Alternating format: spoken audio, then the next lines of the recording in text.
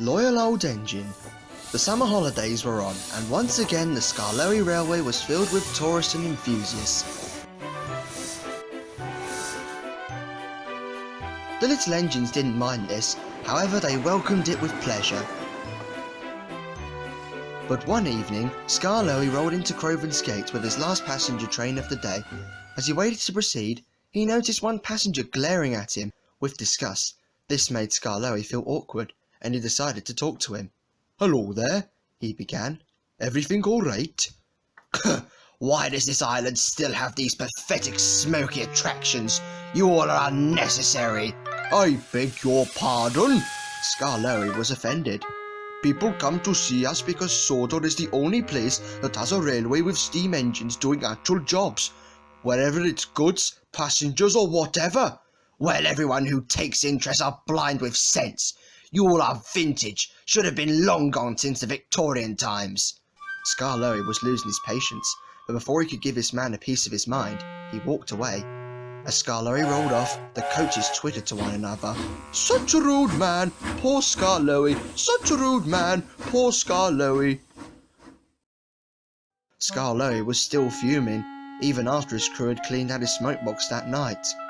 "Come on, Skarloey, surely others have said nasty things before." "But nowhere close to what that pathetic excuse of a human said. I'm old, and I don't deny that, but... You know too well that he's judging you by your age," his driver cut in. "May I remind you who pulled a train with a broken spring? Despite your age, people have admitted you old boy to be proud of it." Skarloey knew his driver was right. He said goodnight to his crew and fell asleep. The next day, Skarloey was much happier. He had a gorgeous run up the line and was full of high spirits on his way back down the line.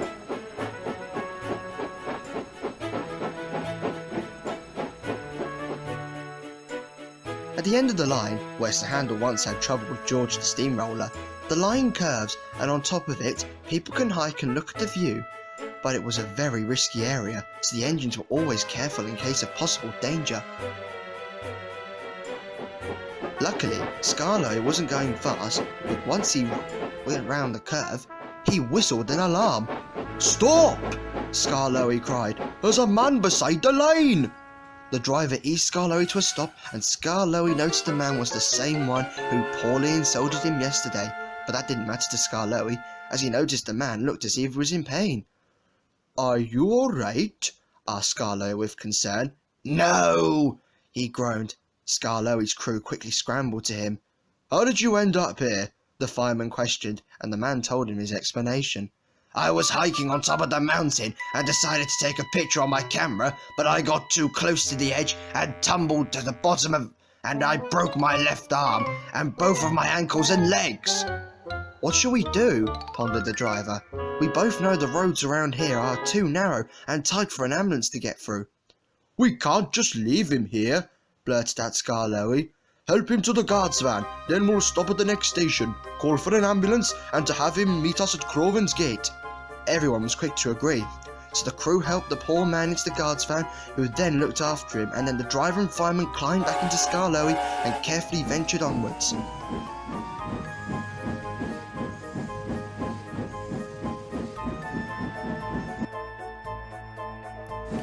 As followed by Skarloey's plan, they arranged for an ambulance at the next station, and once it was sorted, Skarloey hurried on to Crovan's Gate, where they found the ambulance driver ready to take the man to hospital. As he was helped in the ambulance, the man couldn't help but notice people swooping around Skarloey and praising him and his crew for their heroic actions.